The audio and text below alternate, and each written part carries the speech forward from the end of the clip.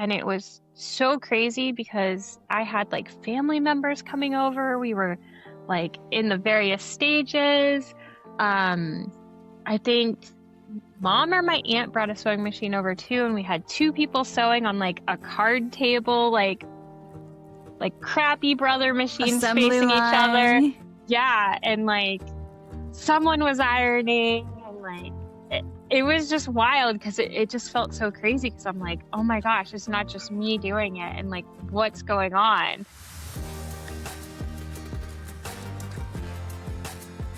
Hello and welcome to Splitting Seams. My name is Shannon and I am your host. Today's guest is Brittany from The Empurrium. She has been a good friend of mine for a few years now, and she has been running her business called The Empurrium for much longer than that.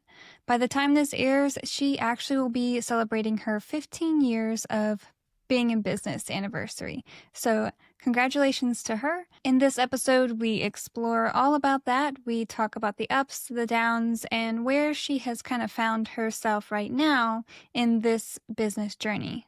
If you're someone who isn't a big cat fan and you don't really like when people go on random tangents here and there, this may not be the episode for you, with the added caveat that if you're someone who may have in the past or is currently in the position of owning a small business and considering setting that aside slightly and taking a quote-unquote full-time real job, then you may find this episode to be very insightful. Brittany and I talk in depth about her going through that experience these last few months, what that's been like, and how she's dealing with it now. But believe me, there is a lot of talk about cats, so just be aware of that. And so without further ado, I will press play on our conversation right meow. Hey, Brittany. Hey, Shannon. Welcome to the show. Thanks for having me. Of course.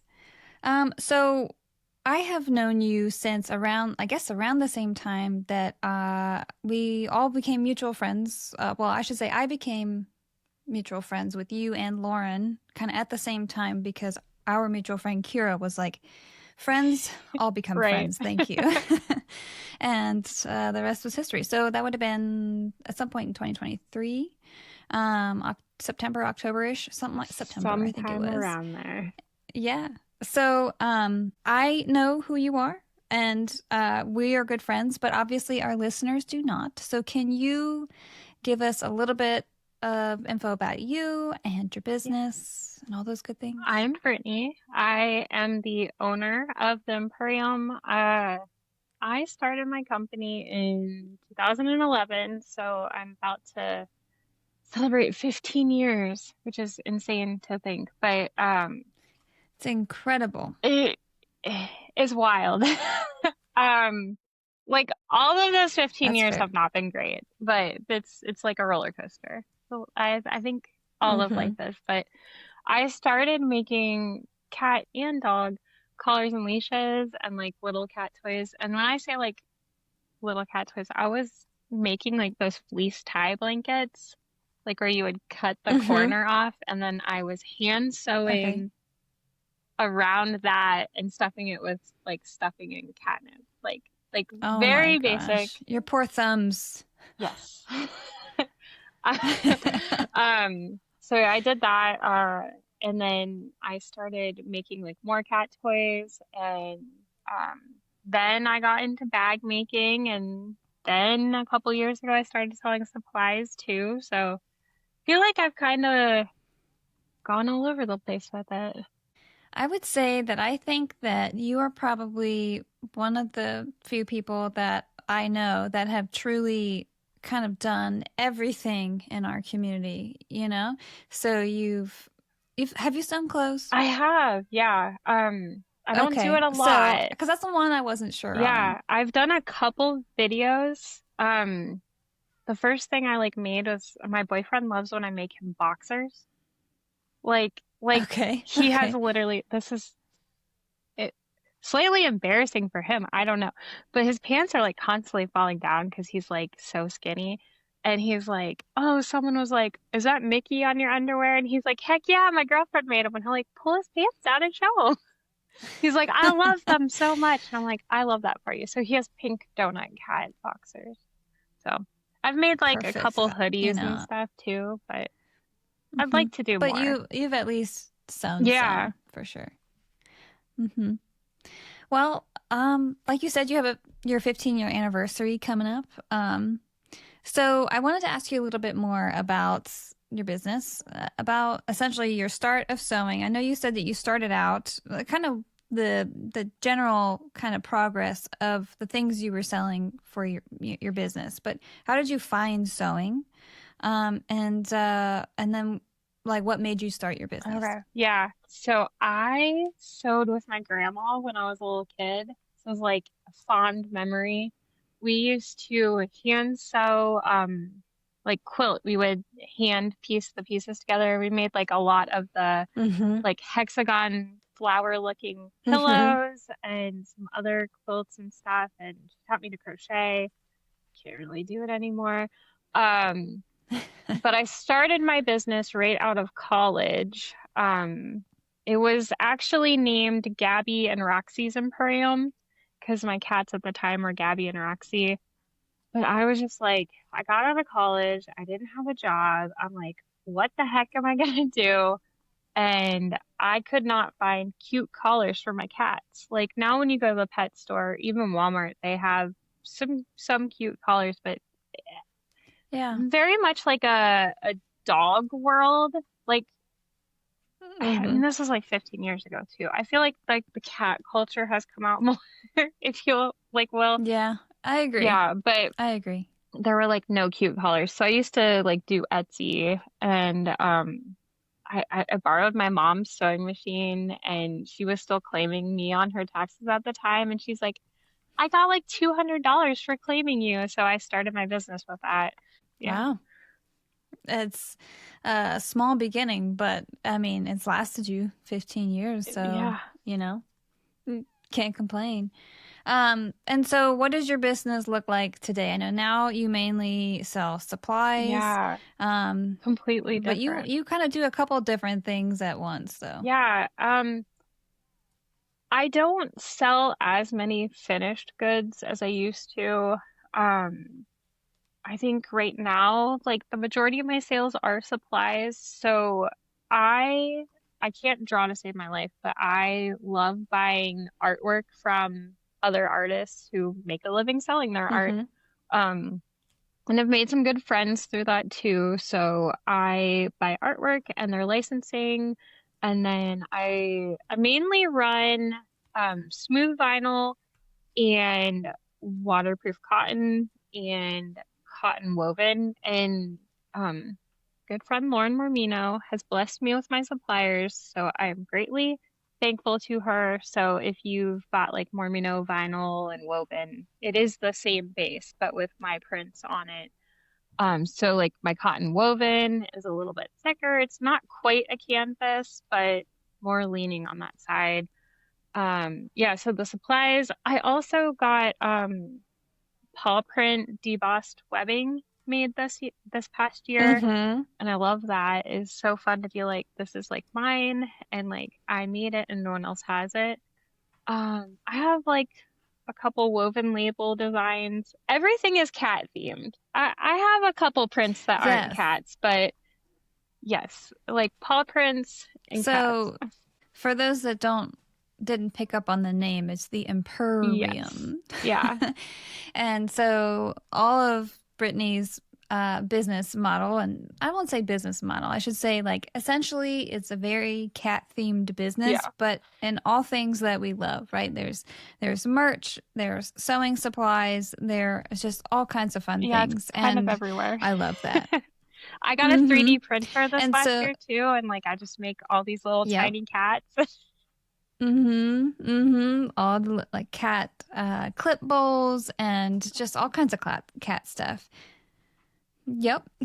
She just showed her little cat head clip Yeah. bowl.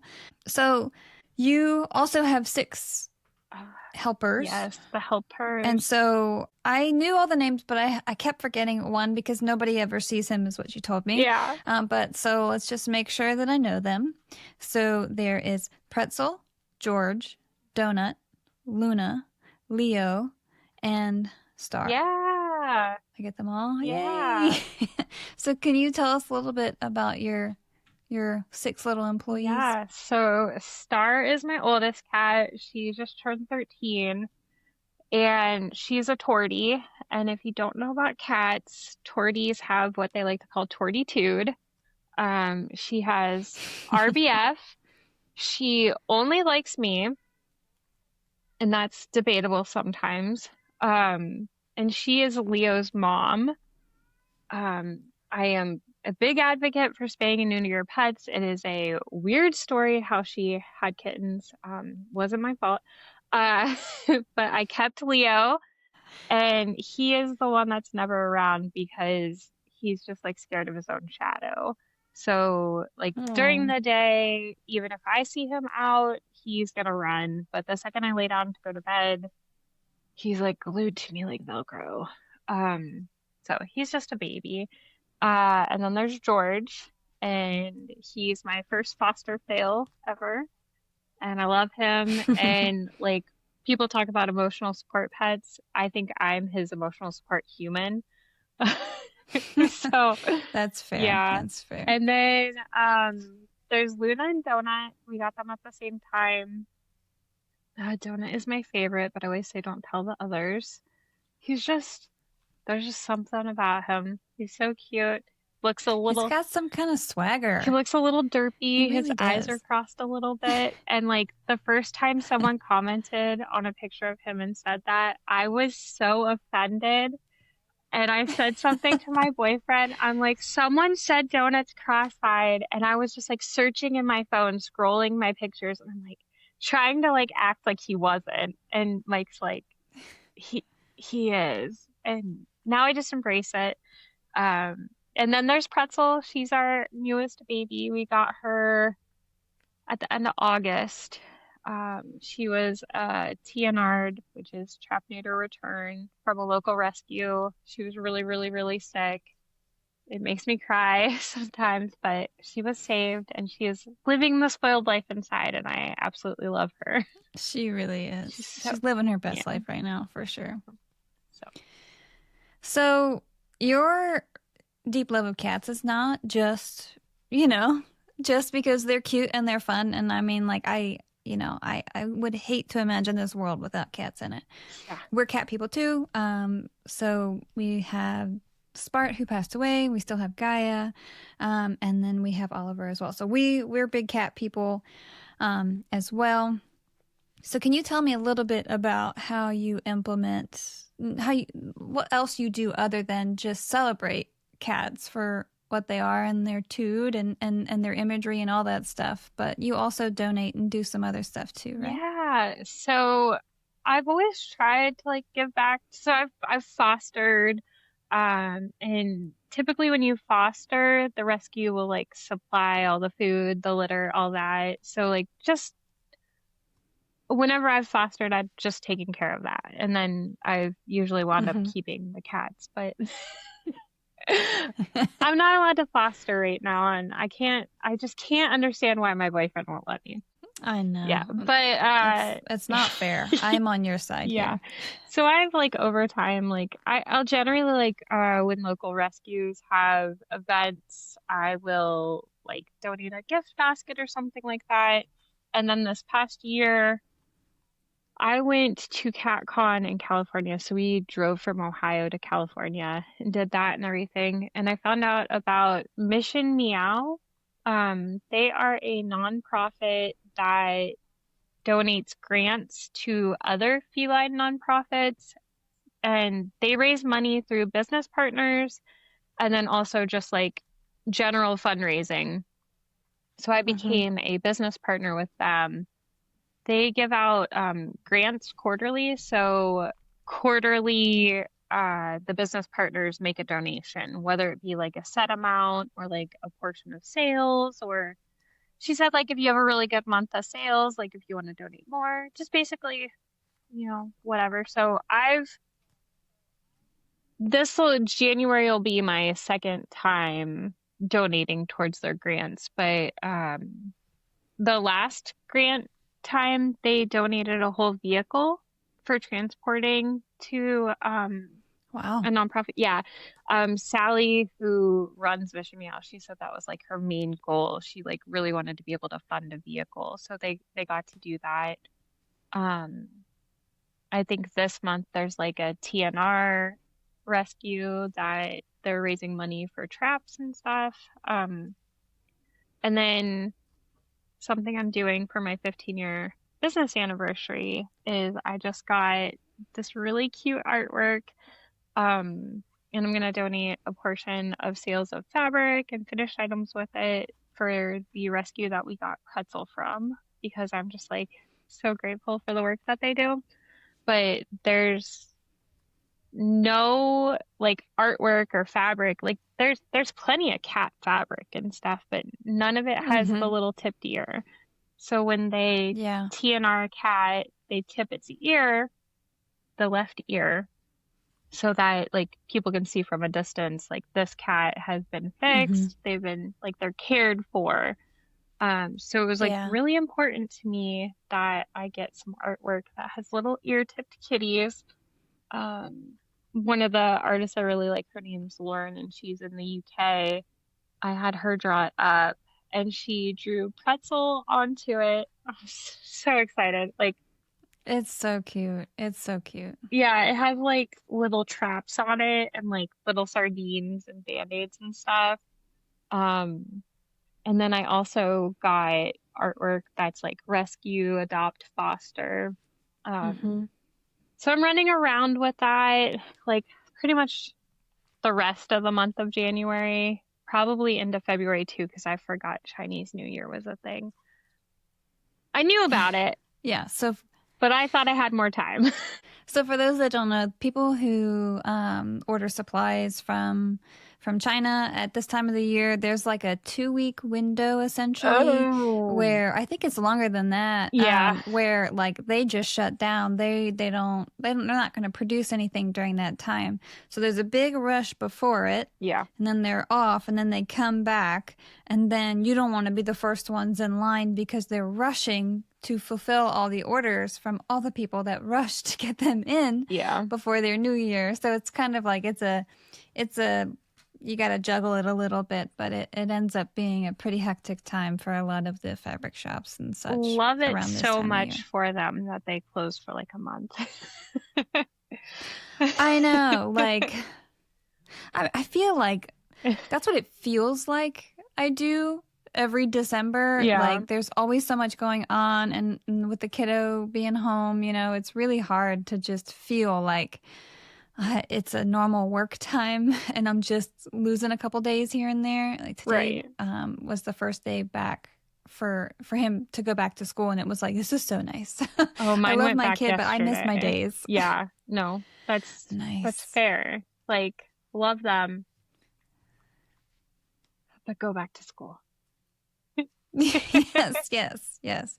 I need my quiet house. Thank you. Yeah.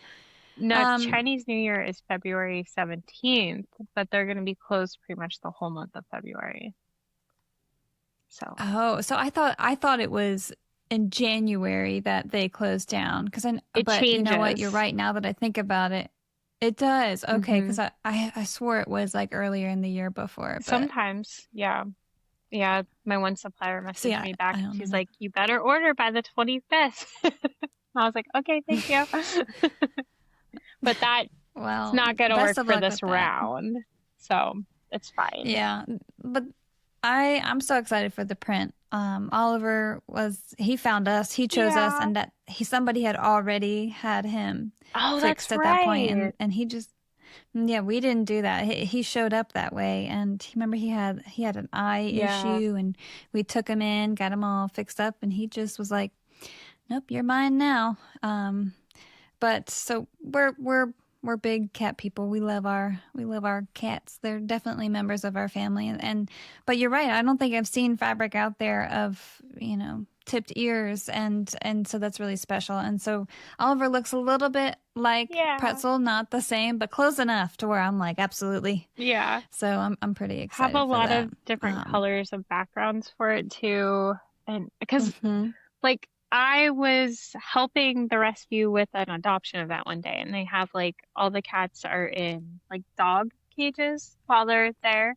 Uh-huh. And she just had like folded fleece in the cage. And I was like, I should make mats. And then I was like, well, it'd be really cool if I made them mats that said like foster, adopt, all that, and like even a TNR one. So here we are. It's gonna Mm-hmm. happen when the No, stuff comes in. I I will demand to see photos of the little mats with the Oh little yeah, babies in there, please. Thank you. it will Um, happen. I just love it.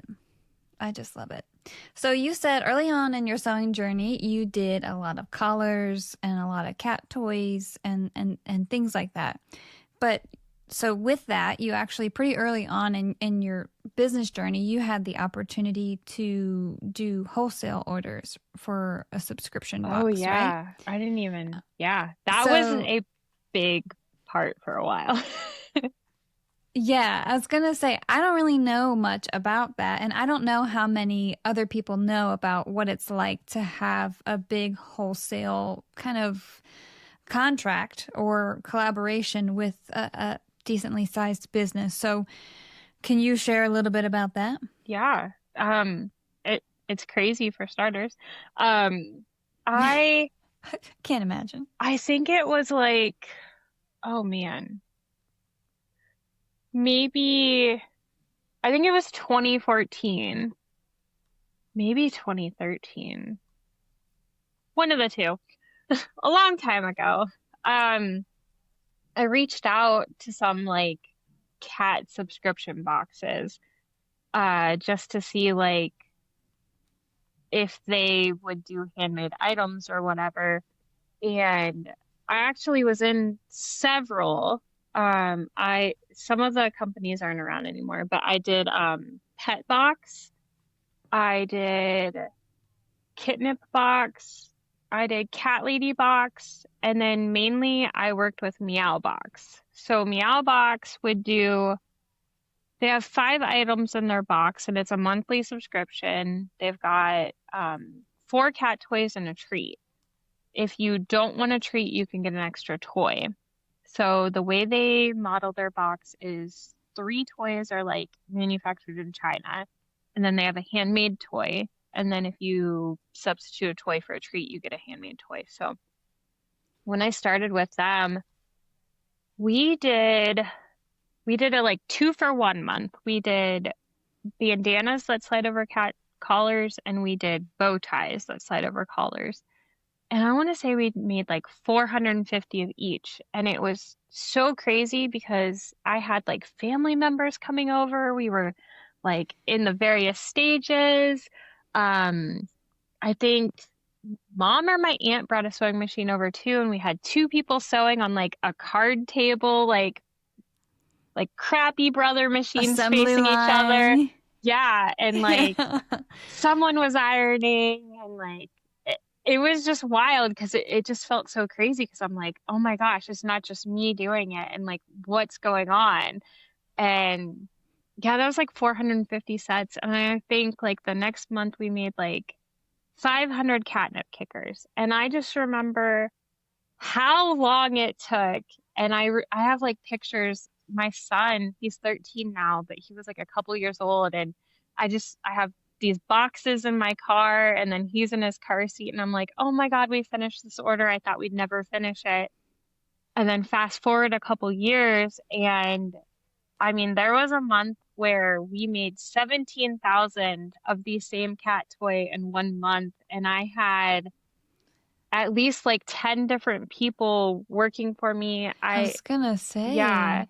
I had made a post in like a local girls group, and I was like, I need help. Like you can come pick the stuff up from me. You can take it home, work on it whenever you want, binge watch TV. Like it's easy stuff, work at your own pace. I pay per batch, not like how fast you do it. Um, and that was like crazy. The I think that specific year, I think that was 2022, we made like 100,000 cat toys that year. I had Goodness. Yeah, I had a couple people sewing for me. My aunt is a retired school teacher and she stuffs cat toys for me. She still does it. Like I still sell a little bit on Fair and I'll be like, Angie, can you stuff cat toys for me? And she's like, yeah, bring them over. And she just lives like down the street.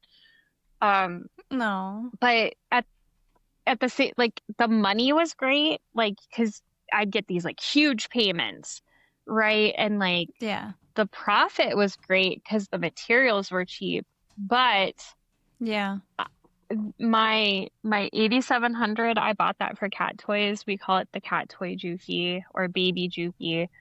I was like you could have just handcuffed me to that machine. Like I had no life Yeah. outside of that machine, and having people work for you is like not all it's cracked up to be, because no matter how flexible you are and like how kind you are, people still act like you're Yeah. terrible. And like it's amazing how you can give people like this easiest job and they will still bring it Yeah. back like practically ruined or like completely messed up. And I don't really miss it. I miss the money because like I have Yeah. a nice car. Well, it needs work, but I have one step away from my dream car and I bought it with cash from Cat Toys. So like Yeah. that was nice. Yeah. Yeah. I mean, for sure. But it's a lot. I mean, it's probably more than what's comfortable as far as like Yeah. what you have to do on a day-to-day basis. You're working way too hard. The money's great, but you're working Yeah. way too My hard. mom would be like, I'm worried about you. You're so stressed out. You don't sleep. You don't this. You don't that. And I'm like, what else am I going to do? So, Yeah. gotta Yeah. hustle. So with the people doing all that work for you, I'm sure that like that was tough too because you are constantly sewing all day, every day to try and hit the number that you need to hit. And then you're also dealing with, if you have 10 people working for you, I can speak from experience where somehow something always comes up. Um, no matter what, there's always somebody who can't hit their deadline or hit their target or all that stuff. So I'm sure that was a big contributing factor of like, I appreciate the money, but I just really don't want to have to deal with this all the time. So I mean, I Oh, can yeah. understand that. Yeah. I mean, sometimes it'd be like, I don't need this stuff back like immediately, but like a reasonable time frame. And I'd be like, you're just tracing circles on some felt. Like, come on. And then Mm-hmm. like also them messing that up. Or like I would give them specific pens that would trace and then they'd use like Sharpie and fold it together and it would like transfer it. I'm like, you just ruined everything. Yeah. Uh, Ugh, pain in the butt. yeah. So you decided to step back from that. So you said you still do some occasionally or I pretty much not at all. kind of didn't have a choice in a way. Um, the box I was working with the most, they, so like when I started working with them, it was the owner, but then her company grew and she hired other people. And um, the person that got the position to deal with the boxes and plan them and everything and work with the handmade, it just didn't go well. And it turned into like me not having very many months with them. And I was like, hey, this is like my livelihood and Mm-hmm. I have like a team of people now because you gave me the work and I thought that's where we were going to keep going. I was like, so now I have to tell these people like I don't have work for them and I have to figure out my life. And then to make a long story short, if you don't know what net 30 is, it's basically like you ship the items and you wait 30 days for them to pay you. And it sucks. So I would get a deposit to start the order and then I would ship it. They would at least pay for the shipping, but I'd have to wait 30 days to get paid. Mm. And it turned into this, we're not going to pay a deposit and everything's going to be net 30. And I was like, I can't do that. I'm a small business. I'm handmade. Like, I'm not your supplier in China.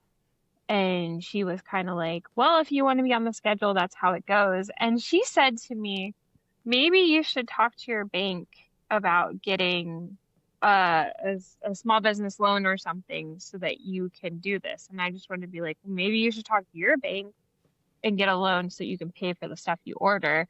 But Yeah. Well, but then you picked up bag making even more, right? After you kind of put the the subscription box stuff aside, or that was put aside for you. yeah. Um, you picked up bag making more, and is that when you started your YouTube channel, Yeah, or was it before that? I started making bags while I was doing the wholesale stuff. It kind of was before it got really crazy. I mean, there was Oh, like I see. a couple years that were crazier than the others. I think when I started doing you no, yeah, I started YouTube before I was done with the wholesale, but kind of when it slowed down. But I definitely picked up more with it once I finished. It's been just over a year now since I've done like one of the box wholesale orders. Oh, okay. I think it's a pretty cool opportunity if you get the chance to do it, but I think on that scale, it's probably pretty hectic. And so, you know, um, I can imagine getting away from that. But so for your YouTube channel though, so you said you opened that before things got crazy. Obviously, it probably slowed down while things were crazy, but then you've been really going gung ho on YouTube for the last couple years. Yeah. So what's that been like? Another roller coaster. Um, I think I made my YouTube like a really long time ago, and I think I thought like, oh, I just do videos here and there, just kind of for fun. I I used to be a moderator for a custom fabric group that like wasn't my own, and I would go live in their Facebook group to sew strikes. And then it got to a point where that kind of went south. Um, Okay. and I was like, I could be doing this on YouTube instead and like building my channel and stuff instead of just in someone else's Facebook group. Yeah. Um, so I think, Benefiting yourself. yeah, yeah.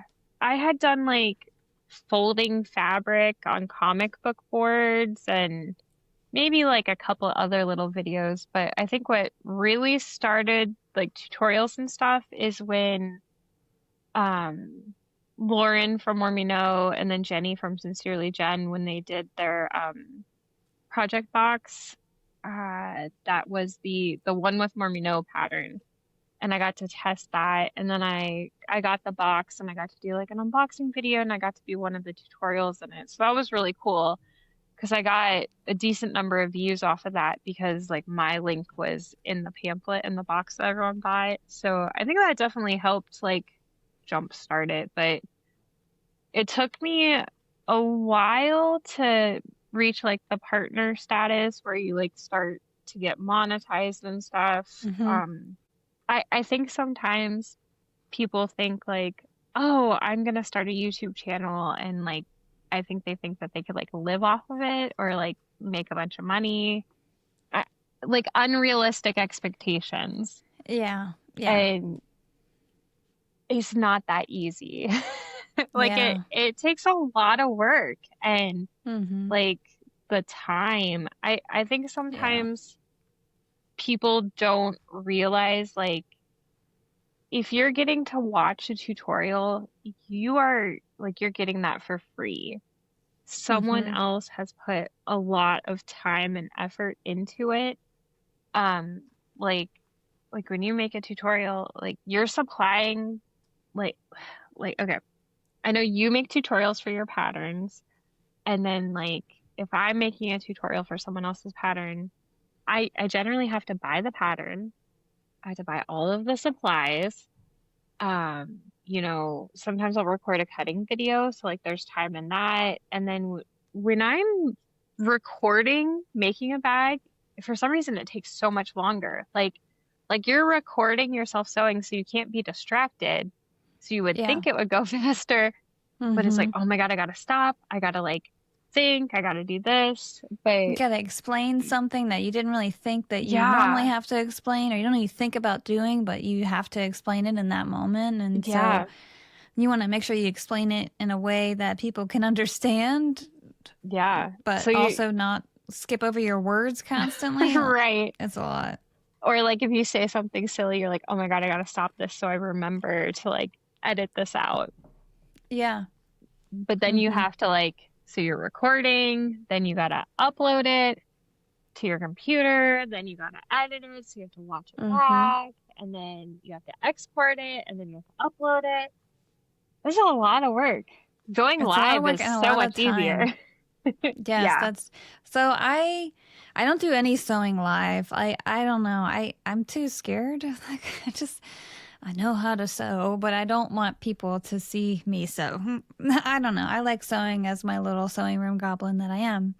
Um, but I applaud you and Lauren for going live as often as you do and sewing because I just could never do it. But it really is a lot to invest time-wise, just time-wise, into a tutorial that people get to watch that you may or may not get a return on that investment for. Yeah.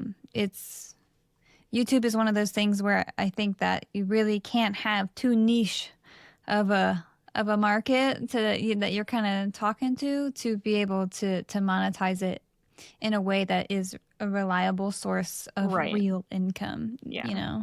Like if I was for trying sure. to be famous, I wouldn't be making sewing tutorials. You know, Right, right, right.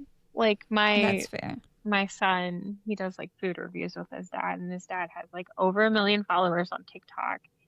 But he has said to me before, he's like, maybe if I was in your video, it'd get more views. And I was like, Dom, I'm not trying to be famous. Sewing Right. tutorials, like Mm-hmm. it is what it is.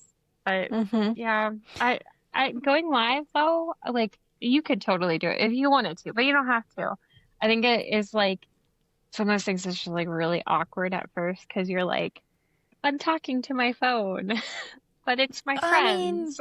I do it on my monthly lives Yeah, where I talk with, just kind of recap the month and talk about what's coming, and it's I think I like that. I don't mind talking to my phone in that like I've gotten away from that weirdness like yeah, because I'm reading the chat, so it's very much like this but with a group of people. right. So it's comfortable for me for the most part. It's really uncomfortable when there's like next to no interaction. Yes. Well, I did one on Black Friday and there was like not very many people there and I'm like, this is the worst. Like, Oh, I'm talking to myself.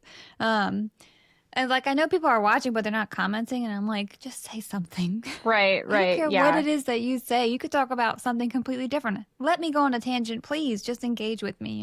And that's But where it's it, kind of like hard at first because you don't have the audience and stuff. So mhm. like, yeah, that is the more awkward part where you're just like, okay, someone say something so I can respond. Yeah, like I can do an awkward silence in person, right? Like I'll sit here in that and be fine. But like on the camera in a live, that awkward silence is way, way worse for me. Like it's okay, well I'm gonna end it now. Thanks, bye. You're right. Like Hey, there's thanks for been coming. times where I've been like, nothing is happening. Okay, well, I'm gonna go. Mm-hmm. Oh no, I got a phone call. Bye. Oh no, But the cat just, I gotta go walk my cat. yeah. Exactly, exactly, yeah. So, I mean, so you just did a vlog. You do vlogs all the time. And Not as that's when much as I used to. well, that's true. That's true. And so in that vlog, that's kind of how I knew that you were hitting your 15-year anniversary and all that stuff. And so I thought a lot about like, wow, what you must have kind of seen in our little sewing community over the 15 years. So much has changed, so much has changed with your business. Just like what a journey that is. I was like, well, when the hell did I start? Because I kept saying it was like early 2019 and I just had to go and check and it was actually late 2018. So it was Oh, like there you go. October 2018. So I was like, I needed to, because it just made me curious. Yeah. And I mean, that's just a long time to be in business, to be self-employed, to be doing the damn thing, So when you look back on that, is there like something that you miss now that you had then, that you don't have anymore? Is there like a kind of aspect to your job that you're like, I would just wish it was like that simple, or are you kind of happier with where it went or anything like that? Like I've said it a couple of times, but like it has just been a roller coaster because you could have one year where you're like killing it, and Mm-hmm. then the next year can just be like, oh my God, what happened? I mean, Mm-hmm. when I started my job or when I started my business, I did not have a job at all. I worked a couple like part-time crappy retail jobs. And then I got like a full-time job. I worked it for a couple years and then some stuff happened. I quit. I was like, I think I can try my business full time. And that was right around the time I started the wholesale. Um, and then I was still selling on Etsy at the time. And then I broke up with my ex-husband. So like that was like a big life change. And Yeah. everyone on Etsy was like, it's been 2 weeks. Where's our order? And they were like, you're not allowed to sell on here anymore. So that was rough. I had my own website at the time, but I was like, I need to take a break. Yeah, you don't get foot traffic for Yeah, sure. It's the yeah, benefit of Etsy. yeah, unfortunately. Mm-hmm. So I took a break from my business. Like I had gotten a full-time job. I worked that for like 2 years. I took like a whole year off. I don't think I even looked at my business stuff for almost all of 2016. I was just like, I'm done with it. Screw it. Um, but I truly didn't feel that way. I just needed to like get my life in order. Mm-hmm. And then shortly before I had my daughter in 2017, I started out with Meowbox again. And 2017, I worked a full-time job again, and I was making cat toys. And my boyfriend was like living in New York City, making like more money than normal. And I was like, I can't keep working the shift I'm working, sending the kids to multiple people a day while like he's out of state. So I just quit my job. And that was like I think January 1st, 2018 is when I did that. And so up until like a month ago, I was just running the Emporium full time. And it was like I said, there were like really good years, there were some bad years, but especially like the last year, it's just been really difficult. Um, like being Yeah. self-employed is not for the weak. No, no, it's And not. yeah, 2025 was hard for a lot of us. For yeah, you especially, but a lot of us had a pretty tough year yeah, for sure. Um, so I wanted to talk a little bit about that because I know like this is a big change in your life, and you talked about this a lot on your end of the year recap yeah, vlog. And so you made the choice. So you kind of had a tough year. Um, and so you did CatCon, which you had talked about. You went all the way across the states yeah, and you did that big event. And then during that event, you had an unfortunate kind of, you ended up losing your dog right after, yeah. right? It was right after or during. It was one It of the was while two. I was gone. Yeah, which I'm so sorry for that. Thanks.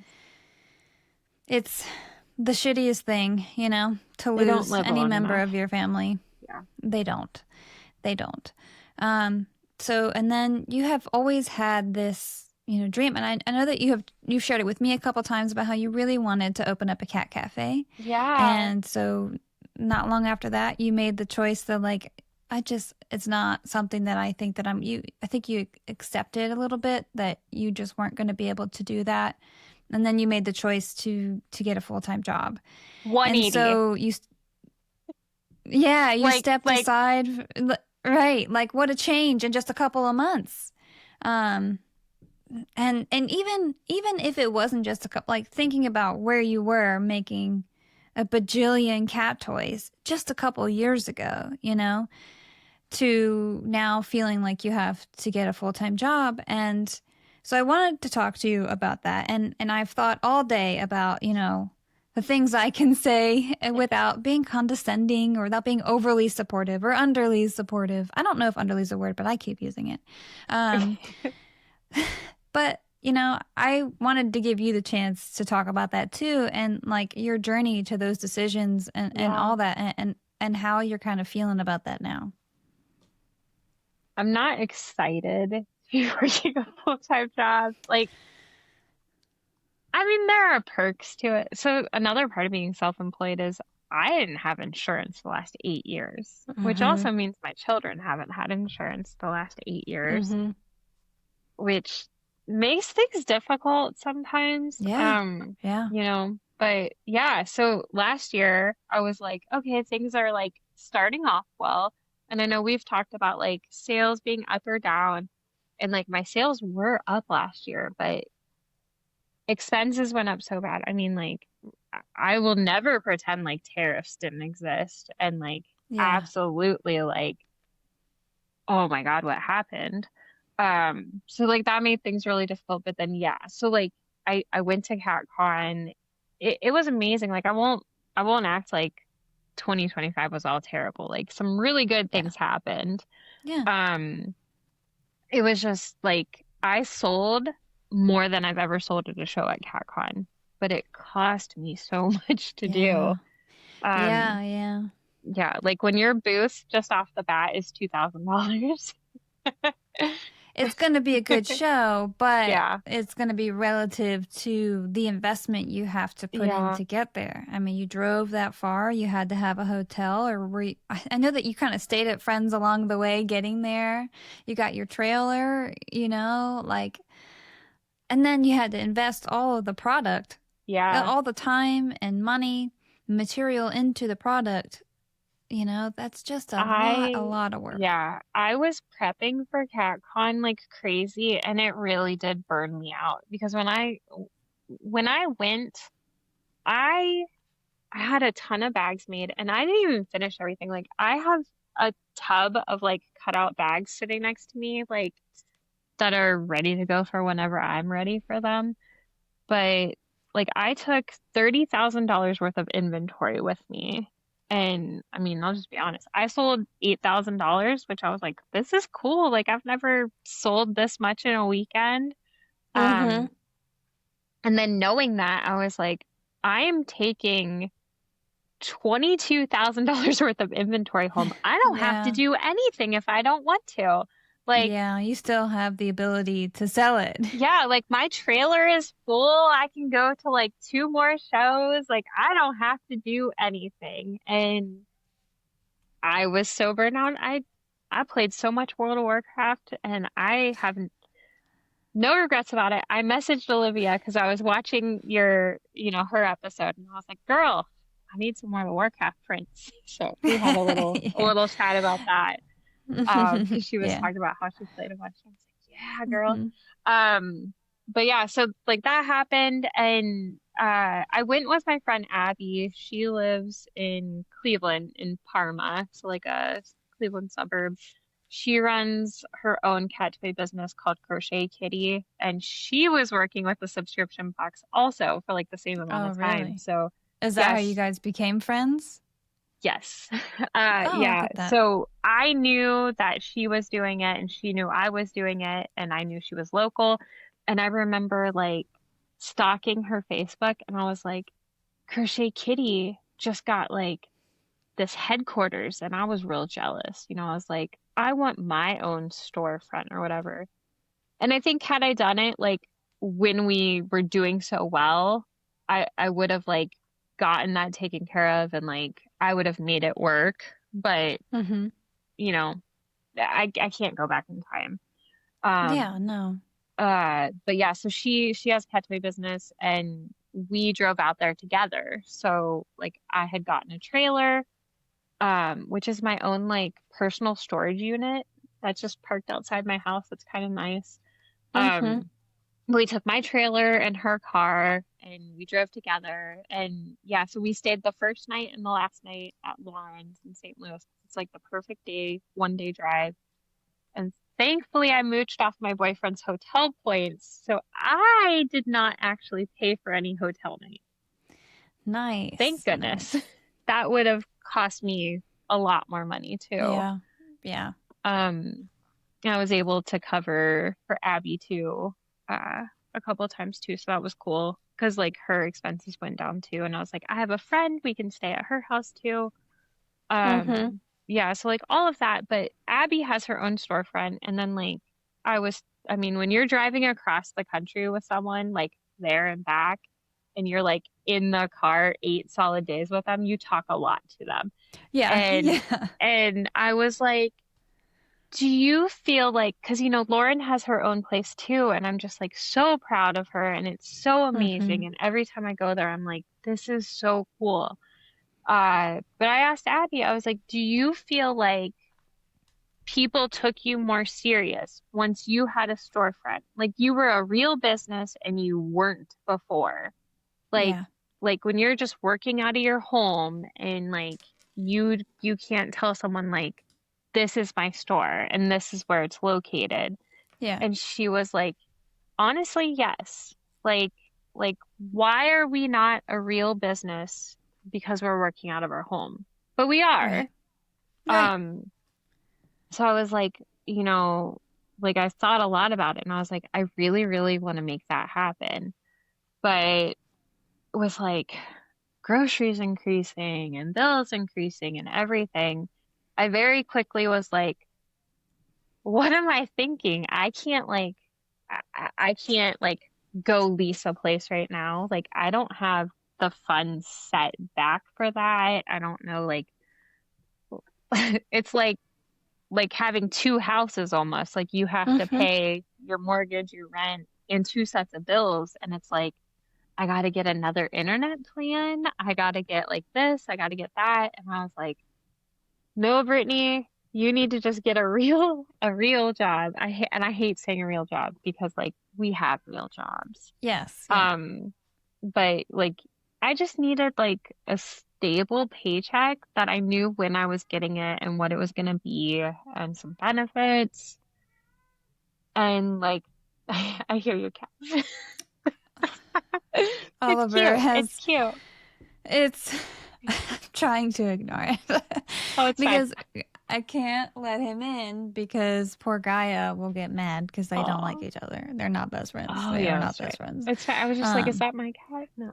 no, it's mine. He Yeah. doesn't like that I'm locked away. Oh.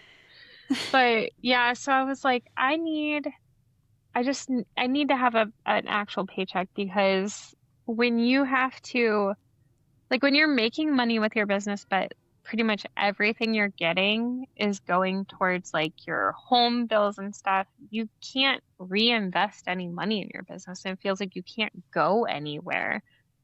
So it's just not really like I'm fine with hustling and like, Hmm. doing everything I can.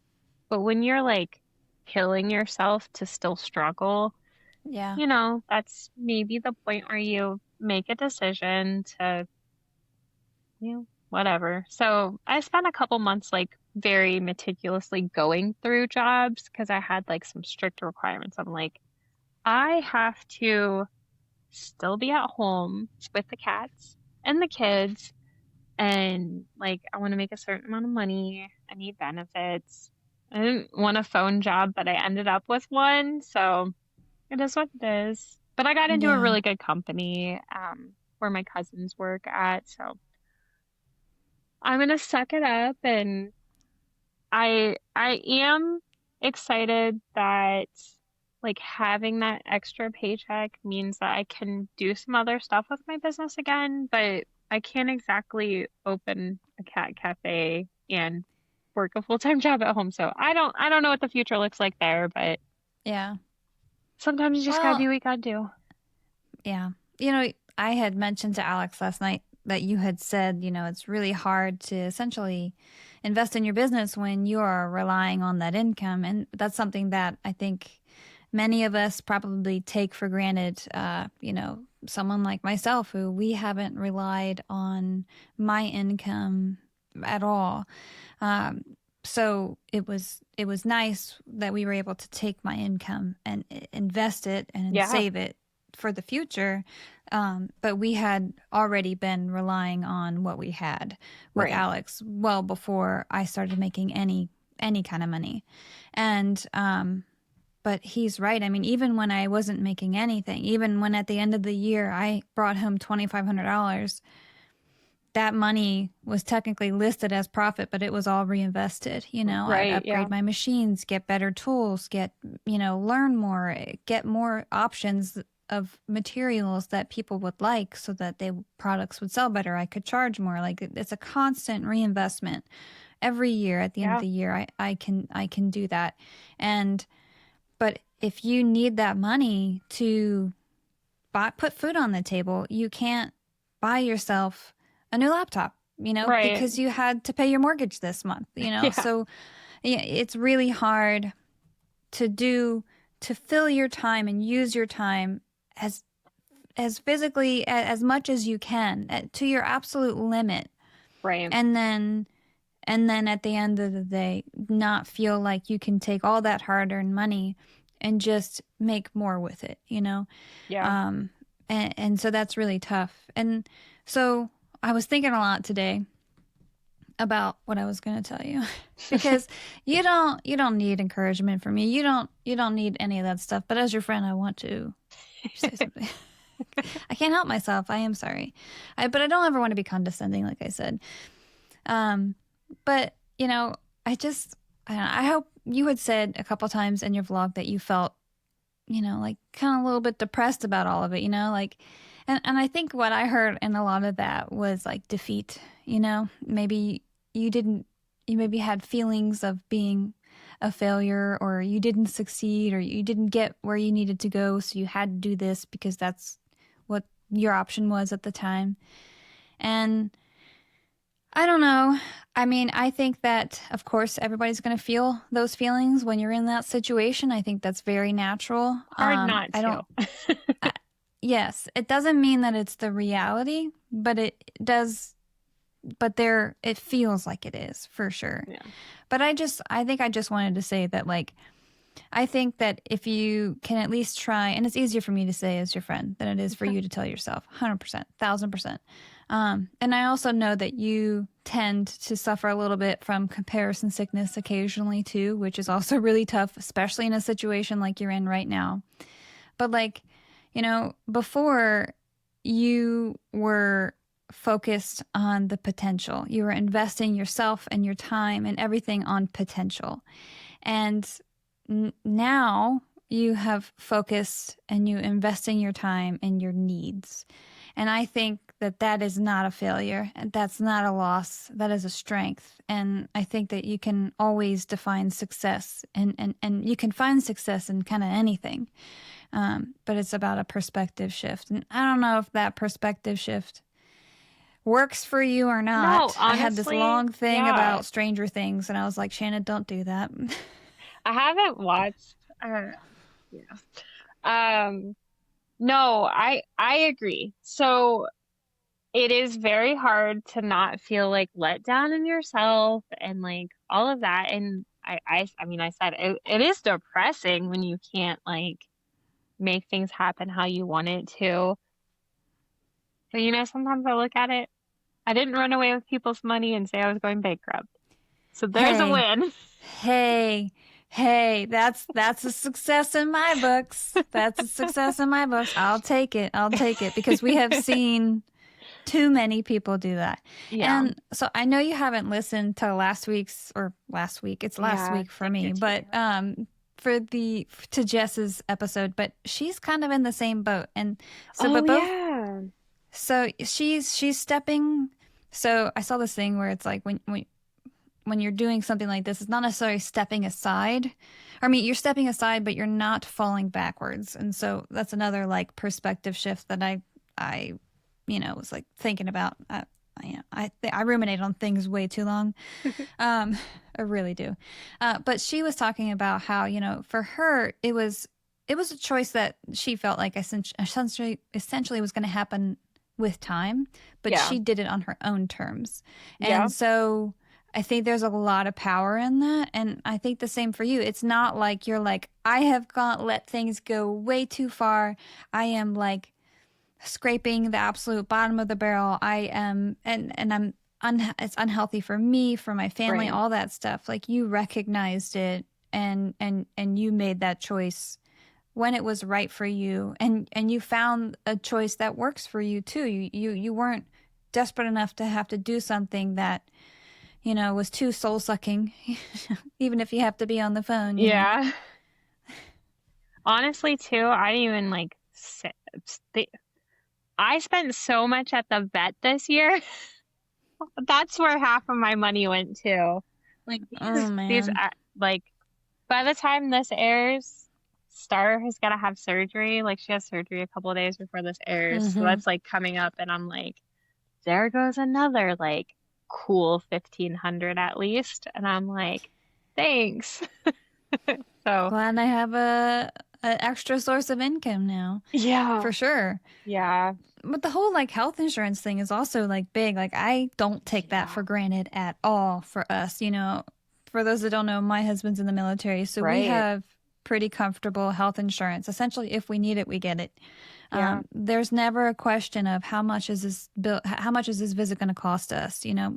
We don't have to consider that, and we recognize that so many people do. They Yeah. have to consider, or they have to know it and not be able to afford it, and it's that is a huge thing for you and your family, and so I'm so happy that you have that Yeah. because Me too. it's a big deal. I'm like, man, we can go like to the eye doctor and like I'm not paying out of pocket and like these kids need some braces, which I know is still gonna cost me a ton. That's a whole Yeah, other that's still reason gonna to have a cost me a paycheck. ton too. Dude, we are, so Trenton needs so much dental work that they are waiting until all his teeth come out. Like all of his baby teeth. They won't do Yeah. it before then because they're like, nope, he'll need it twice. So just Yeah. wait. And I'm I like, think okay. Thea's in that boat. Like, I gotta get Mm-hmm. them in, but she just lost a tooth the other night. She asked me this morning if the tooth fairy gave her a fake $5 bill and made me check it. I was like, girl, why would she give you fake money? But yeah, No. she's definitely gonna, yeah, same boat. So I'm like, and then Dom Yeah. told me, he said, I would rather die than get braces. And I was like, okay, well, if that's how you really feel, I guess I won't get them. And then Thea's like over there, like, please get them, I need them. And I'm like, oh, they're just Oh, opposites. Yeah. yeah. Yeah, no, Trenton. and that's the thing too, like what you were saying, like Abby, her husband, like their home bills he covers, so like her getting a place and stuff, like, so yeah, Mm-hmm. I love that for everyone who can do it. And like at one point we were kind of doing that too, but Mike's job has changed a little too, and it is what it is. And I told him, I was like, the kids are older. I don't have to be the 24/7 childcare. I'm like, do I want to like be tied to someone else's time? No, but like I Mm-hmm. can do it. Like I'm gonna Yeah. survive. It's gonna be okay. I'll still get to Mm-hmm. sew. I just need to like find my rhythm again and I'll be back on Friday nights or something. Like I used to do Friday night lives all the time and Mm-hmm. just needed a moment to breathe. And like I'm super thankful for everyone who's like, it's okay. We love you. And I'm like, oh, thanks, you too. Yeah. I think everyone, most people are supportive of people making the best decisions for themselves that they need to do. Yeah. I'm going to be supportive of you if that's what you feel like you need to do. And, I wouldn't ever think to shame anyone for doing that. So, but obviously that means that you are stepping aside from the business a little bit because, first of all, you have a shit ton of bags and tubs in your Yeah. sewing room that need to be sold, along with other products too. And so you don't really need to make a lot because you're just adding to inventory at that Right. point. You need to move the inventory. And so, but then also your time to do live sews, like you did the monthly projects with Yeah. Lauren and stuff. And so things like that are probably going to be a little bit harder to manage. Yeah. And so I'm sure there's like some guilt that's involved with like Patreon subscribers and things like that. But I hope that no matter what you just prioritize yourself too, not allow yourself to be pulled in so many directions between your job and your business and your YouTube channel and all that stuff. Hopefully you can find a balance there. Lauren and I are planning on still doing the monthly project. We did not sew December yet, but It is January, just in case you forgot about there that was like point. Christmas and New Year's and like I things were mean, crazy. Yeah. it was. Yeah, so like I think I talked about in my vlog. I was like, I feel um like a guilty thing. Like if before I got a job where like I had this like paycheck coming in from someone else, I a lot of times felt like if I was not working, I was like it's like that guilt. Like I could be working Mm-hmm. right now. I could be Yeah. trying to make money right now. Yeah. And like as a small business owner, you never really clock out. Right. And that's, you can try your best and I was and gonna say I'm pretty I damn think good you at do it. pretty good. Yeah. And I am so happy for you and I love that for you. It is hard to do. I sometimes I say like I'm a recovering people pleaser because I started like saying no to things I used to overextend myself way more than I do now. But now I feel like, yeah, like the monthly project and like Patreon, like I feel like I can do those things. And if I don't really get anything else done, it's gonna be okay Hmm. because I don't necessarily have to. I think Yes. basically probably what I'm gonna keep sewing is like strikes for myself and then like, the pattern test here and there. Like, I don't know, you got anything coming?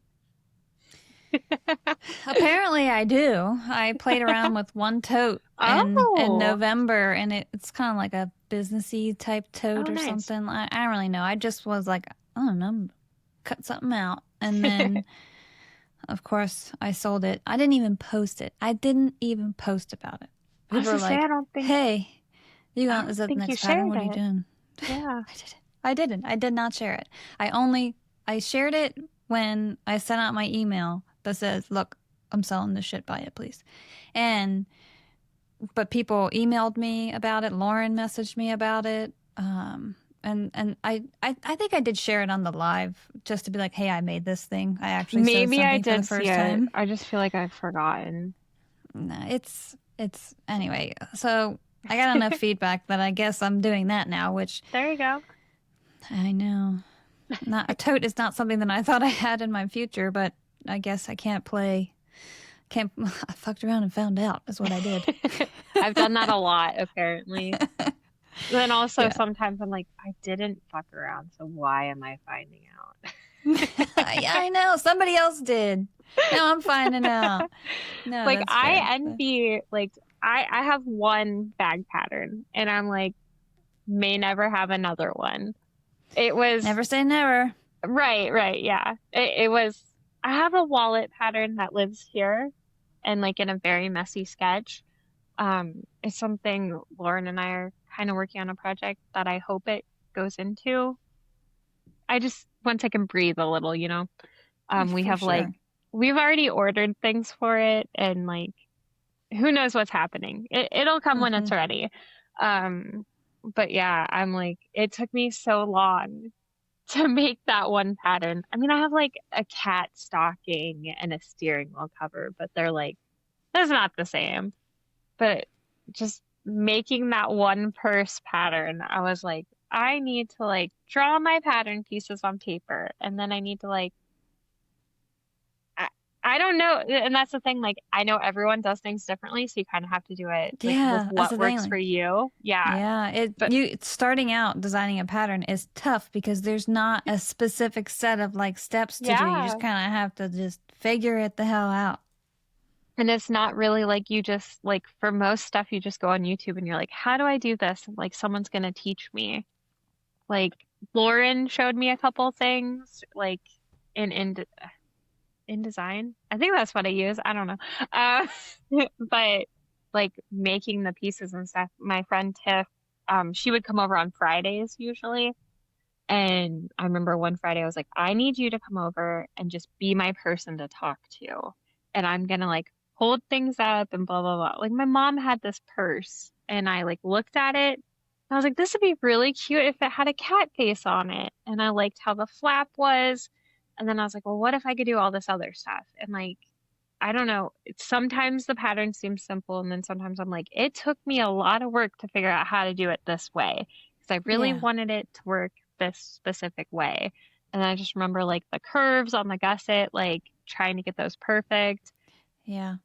And then like when Jenny Green told me it fits perfectly, that was like, oh my God. I'm like, I've made it. This is perfect now. I did it. Yeah. It's a lot like it's easy to get like a rough prototype. It Yeah. is hard to perfect a bag. And I don't Yes. think any of my bags are perfected, but Uh, there's definitely well, there's in my eyes they're not, but I try really hard to get them pretty close. It takes me a long time too. But now, I also have like it's not like it's one file that's essentially kind of a blank file. Like oh I yeah, have yeah. like my Like first a 3 or 4 pages. Yeah. And then I have like pages I can insert and stuff. So it ends up like it's not necessarily plug and play for the most part. Like it is and it isn't. Like it's still a shit ton of work. It still takes me about Yeah. four Oh, and months. yours are so like detailed and like the hyperlinks and everything. It's like it is a masterpiece. I'm gonna do what you did to me. As your friend, I just want to let you know that I think that your patterns are perfect. Well, thank you. Because Thank you won't you. say it Thank yourself. you for saying that. No, I freaking love your patterns. Like part of CatCon prep was like how many Pisces packs I make. I'm looking at there's like a whole tub full of them. I Like remember because it was freaking also love like them. perfect timing too to take to Yeah. CatCon. So the Yeah. Pisces released at the end of January of 2025. Yeah. And so your CatCon was in June. I left in July. It was the first weekend of August. So yeah, it was like Okay. Oh, that's so right, because good. it was around the time it was my weekend at Lawrence was too close to CatCon Yes, for you to yeah. come visit. Yeah. I wanted to go But so bad, but I would have had to it's spend 2 days driving. yeah, no. No, I wouldn't have wanted you to do that anyway, just because it's like you got all that stuff that you're juggling. It would have stressed me out, you being there. I would have been stressed out because I'm like, you should be back there doing But stuff. but for me, I was like, if I would have went, it would have been like uninterrupted time to True. sew A because my nice family reset wouldn't have too. needed me. But Yeah. losing 2 days driving is, yeah, Yeah. that's what would have really Yeah. sucked. So what she's talking about is I have 2026 will be my third annual Yeah. fellowship open. So at Lauren's So Whatever Studios. And so it's like a weekend where you just kind of go and you sit down on a machine and you sew whatever you want. But it's an industrial machine and it's like a perfectly In created the most environment. amazing classroom ever. Yes. Is yours in But mine, November this year? I did. Yeah. Yeah, everyone, not everyone, but a couple people were like, "Oh, I miss the November vibe of it." Yeah. But so yeah, it's in November of this year. So it was November the first year, July this year. It's just easier for me to do stuff in the summer, but Yes. that's a no-go. Yeah, I So took it's July November this year. again. Yeah. Thank you. You're good. We are planning a move in Yeah. hopefully January. So, Wait, next January. Okay. yeah, I was yeah, like, yeah. Oh, yeah. damn, Shannon, this month? Believe me, you would know. You would know by now. I would be all kind of complaining all about it if it was I next read month or your if it whole was this post month. about next year, but when you Yeah. said January, I was like, oh my God, No, maybe I yeah, can no. come this year. I think, Yeah, it'll be fun. We'll do another friends, like a Friendsgiving sort of yeah, Friendsgiving in the Shire thing. I think it's fun. It's a really great vibe for yeah. sure. I have Lord of the Rings definitely vibe. have wished I could go to the last two. Hmm. I think I mean, it always looks like everyone has a blast. So, I think we have a good time, but I'm also the person that's hosting it. So if people have a bad time, they don't tell me about it. So that's all I can say about that. Lauren So what sends the else do feedback. you?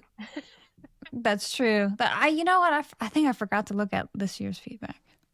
Should probably check because I know she sends out the form, the questionnaire. I Yeah. think I forgot to read it. Oh my I will gosh, have I to. completely, there's a whole aspect of shit I do I didn't even talk about. Go ahead. I do sublimation. That's right. So I actually, in my list of questions, I was like you when I was talking about like you being kind of like touching everything Yeah. in our community. I really went through and I like had these little bullet points, but then it was like more than one page for me to reference, and I'm Yeah. like, I can't do that. I can't do 2 pages. It's too much work. So I removed it because I knew I would remember it. But so like just to go through the bullet points, right? So you've Yeah. made clothes, you've made bags, you've released a pattern, you do sublimation, which is like you essentially print onto fabric, um, Yeah. and Kind of. you do 3D printing of various things. You've done wholesale items, you do YouTube tutorials, you test patterns, you strike materials, you teach in person, as well as, through your tutorials, Yeah. but you have helped out with a big sewing expo that may not be named. Yeah. Um, you have, so you've kind of done a little bit of everything, which Yeah. is really awesome. But the sublimation part is pretty cool, and not a lot of people know about that. Yeah. I've been like looking at these papers sitting there too that I need to sublimate. Yeah, well, they've reminded me because we're talking about doing teaching at So Whatever Studio, and last year I taught your Rosie sling pattern, which is one of my absolute favorites. I've been debating making myself another one, and I already own like I was gonna personally, say, how many now? I think, well, my first one I ever made was the night before the pattern released, and I carried that for like 9 months. And then I made a Taylor Cat one, and then Lauren gifted me a Flurkin one she made. And then during my class, I made a Halloween one. So I Mm-hmm. have four of my own, which is maybe ridiculous, but I have one. I I love have that one. thing so much. And like, I just, you just, it's just perfect. Like, it's like a little baby, and you just put your phone in it and it's just there. Mm-hmm. It is nice. The size. Nikki loves it as well. And we kind of talked it up on her Yeah. episode. I remember the first time I met you in person was in Florida, Hmm. and we went to Universal and you had yours, and it was before the pattern was out and everything. It And was the pattern bag. Yeah. I just remember, I'm like, she's probably freaking sick of me telling me how much I love this bag. I'm never sick of it. I'm like, this is the first time I met Tell her me, and I won't Nikki. shut up about it. And you had already like picked your testers, and I remember it was right around the expo time, so I knew I couldn't test it. And I was just like, I just want this pattern so bad, and I had to wait for it. Uh, I think I think it was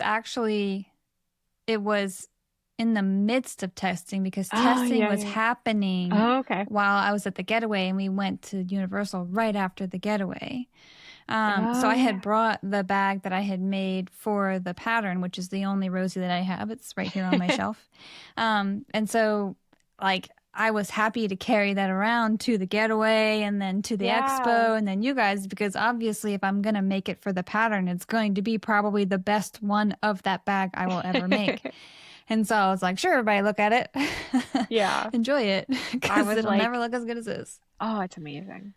Yeah. So another thing about it is like, so I taught the sublimation class with it, but Mm-hmm. I love the feel of my sublimation fabric. So like that's another thing Mm-hmm. when it's like right here, sometimes I just pat it, Mm-hmm. whatever. I'm weird. I'm always going to be That's weird. fine. It's fine. That's fine. But yeah, so the sublimation, you said like printed on fabric. You can sublimate on multiple things. So it's Mm-hmm. like so like I teach sublimation classes here and there. I believe when we do like the 2027 so whatever summit, I should be teaching it again. But I did my so whatever studio class was sublimation with the Rosie. So we did like a little like demo about sublimation and I taught everyone like how you could take like so my class was the Rosie. We took the front pocket, like the um projector file and just took that outline of that piece and slid it into Photoshop and I was like, this is how you can scale your like Mm-hmm. repeatable seamless file to perfectly fit. And so everyone got to pick from one of my like hundreds of files I have. I printed it for them. I showed them how to sublimate the fabric. And then they got to like make their little custom Rosie, and it was really fun. So Mm-hmm. this year we're gonna do sublimation, and it's stated as a mystery right now. I'm pretty sure I know what we're doing, but more details to come. But Oh. you can like sublimate on like tumblers and Mm-hmm. magnets All and all kinds of sorts of stuff. stuff. Yeah. But like Yeah. for Yeah. fabric, it's got to be polyester. So like I Okay. sell like sublimation fabric by the yard that I like got samples of and sourced and everything. And I really, really love it. Like it's a good weight and all that. I don't think I have any of it sitting here, but yeah, I love doing it. It's fun. Yeah. Yeah. And it's nice because it's on demand, Yes. essentially. Yeah.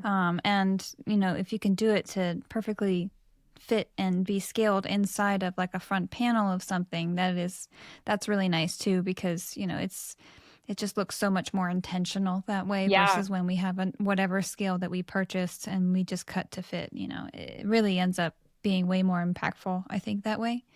Um, like, Jess does that with her custom artwork Oh too on yeah. her Yeah. various bags, for sure.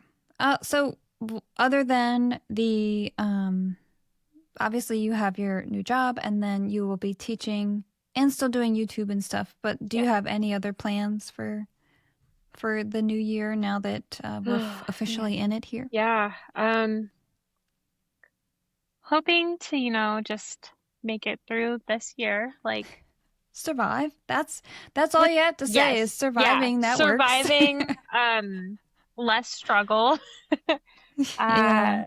At the end of February, I'll be heading to Washington to teach at the Washington Sew Expo again. Last year I taught your Tuesday tote there and everyone really liked it.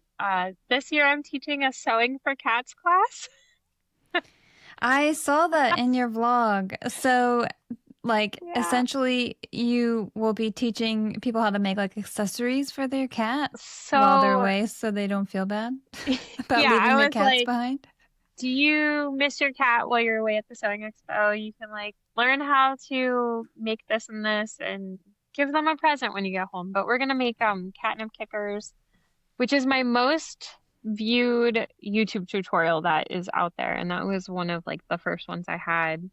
I mean, it has like 20,000 views or something. It's still not anything crazy, but it is like my most popular one. And then refillable catnip mats. So I came up with these catnip mats like 14 years ago probably, and I sew Velcro into them so you can like open it and put catnip in it whenever you want, or like Mm-hmm. not even some people don't let their cats have catnip, so like it's just a mat then, no catnip. Mm. I sold a My poor lot of those cats. at CatCon. They could Like they never went over really be. well.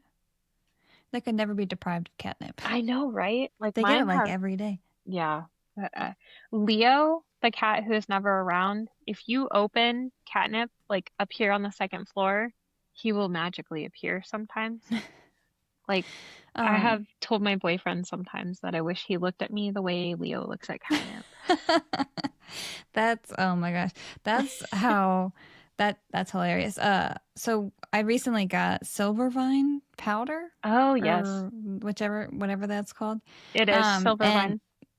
yeah, so it's actually I didn't realize that's so we when we were in Japan, we found, we would always just scour all the stores all the time just to be like, what's this stuff that we don't know what it is. We can barely read using Google Translate to read the labels to see Oh, what they are. yeah. We would always go to the cat section, just to see what kind of cute toys and stuff they had because they like are crazy about their animals there in the best way. Like they're super, like the cost of those dog strollers there crazy. Yeah. But like it's so wonderful to be in a place where they celebrate their animals like that. But we picked up this tiny little bottle with this like little green bottle with this brown powder in it and it had a red cap on it. No idea what it was. And Google Translate wasn't giving us this Oh, information, jeez. but we learned that it was the silvervine powder. And I was gonna end up importing some because we finally ran out of it. But like you would crack that little, I mean, it was like this big. It was like an inch and a half tall. You crack that little bottle, and Gaia would just start howling. And Gaia never howls. She's a Oh my squeaker. She gosh. doesn't. She would go crazy. So now I got this like big tin of it, and the cats go bonkers every time. So sorry, that was a bit of a Oh tangent, no. but Did you know they have like some toys will have like the Silvervine like stick, like it's not ground up. we've got them, and they have ripped all the bark off of it. We've also had them, and I guess there's fruit on that plant also that Oh, the I didn't cats know really love that. too. They're like tiny little, like they look like little wooden like beads almost, but they're not. They're like Oh, okay. it's a little fruit that they dry up, and they like them too. But Oliver will just crunch it right away, and then he leaves the little bits on the carpet. So I'm like, well, that's not worth it. The um, subscription box has had toys where it's like I remember one was like a broom, like a witch's broom for the October box, and it was basically the Silvervine stick was like the broom, and Yeah. Oh, that's cute. Yeah. No, yeah. we got like a pack of six, and they just kind of hang out all over the Mm. house, look like little voodoo dolls. They're great. Um. So, I guess it's time to get to the final press pass segment, Oh and that's snap. where listeners get to submit questions for you. So you don't know what those questions are. Yeah. I do. Oh boy. So Jessica A says, How hard is it for you to stay in your niche, such as cats?" I don't think it's very hard. I was gonna say, not hard at all. I used to, well, occasionally people be like, why is it only cats? I like dogs. Love that for you. I'm a cat Oh. person.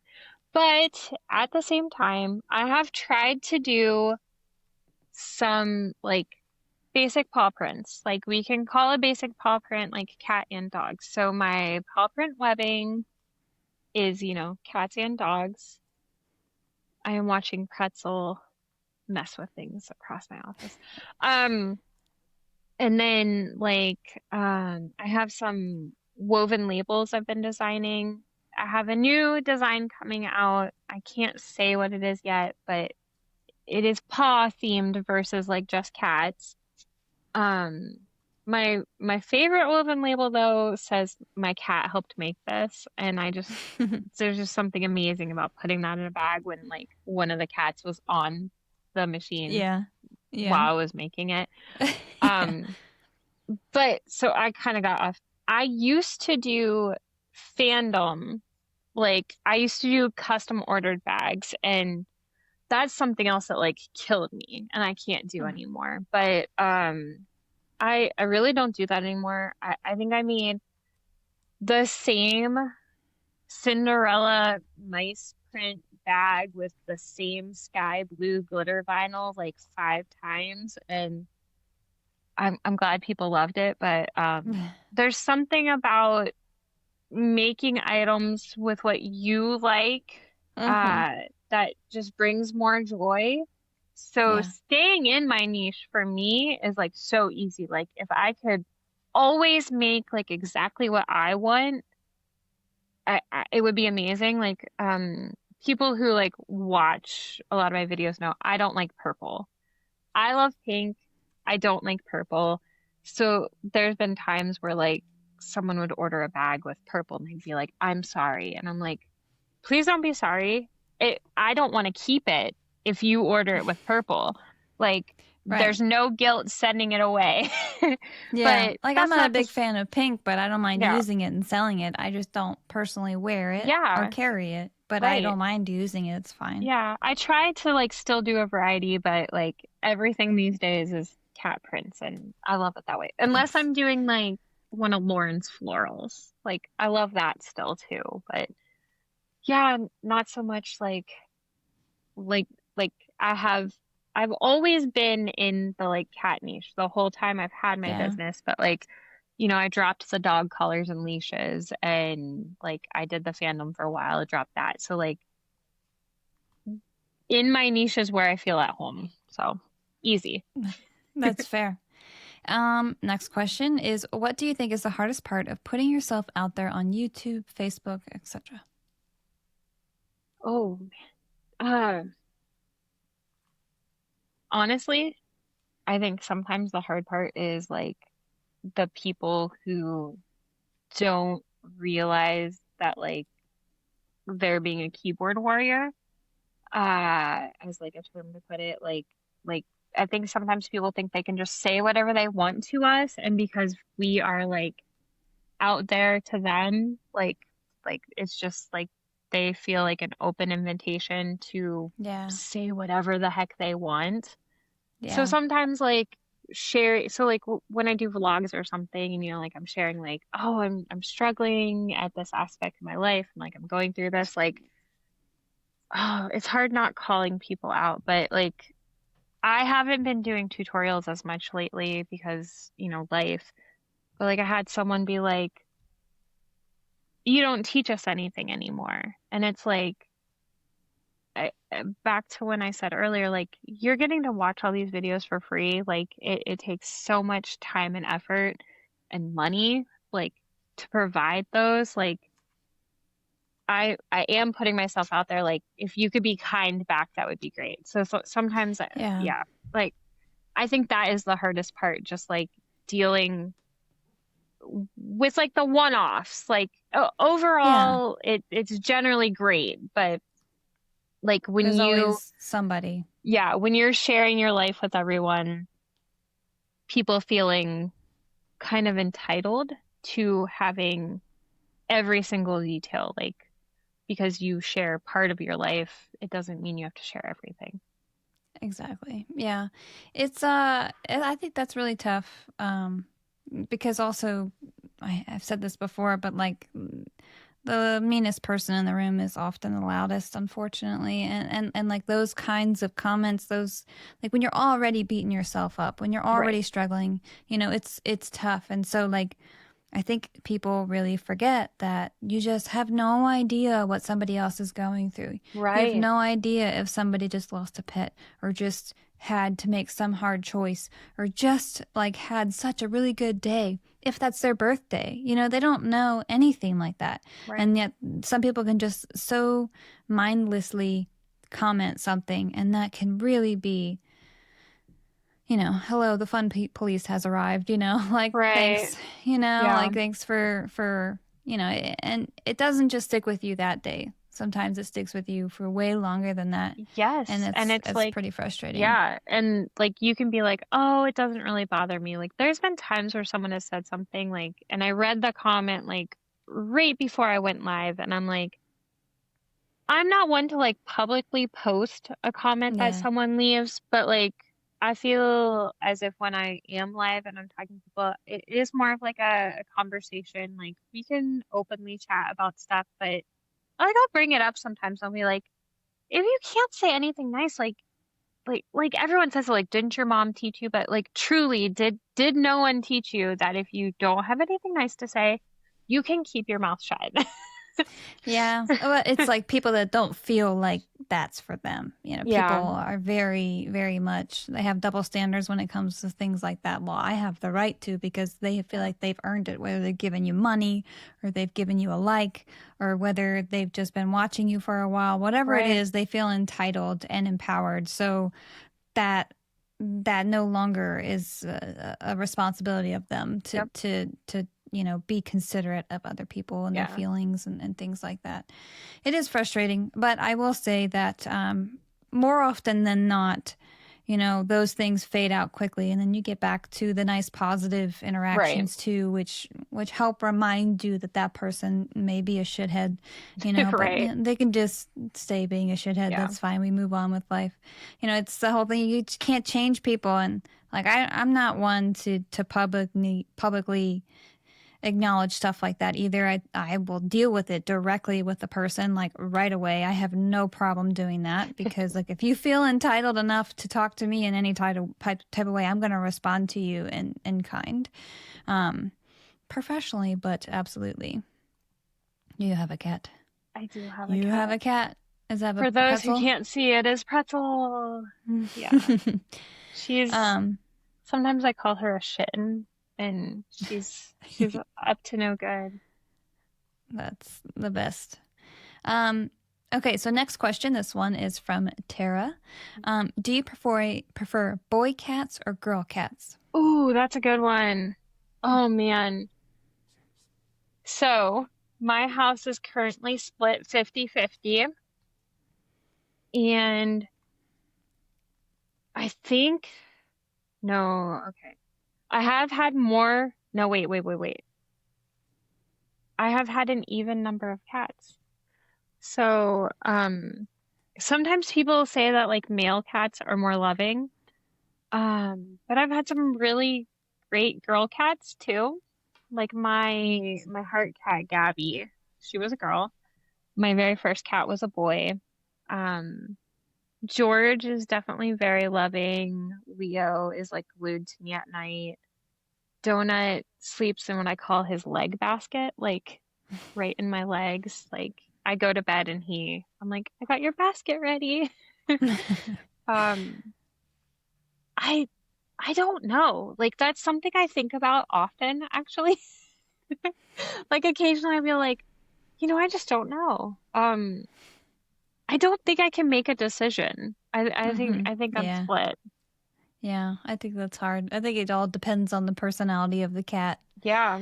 I mean, like even Gaia changed as she aged, in the Yeah. last couple years. She hated Trenton his whole life until our other cat Spartacus, we call him Spart, he Yeah. died, and so then like a couple months after that, she was like, all right, Trenton, since I ain't got nobody Oh. else. And Oh. now he is her person. Um, Oh.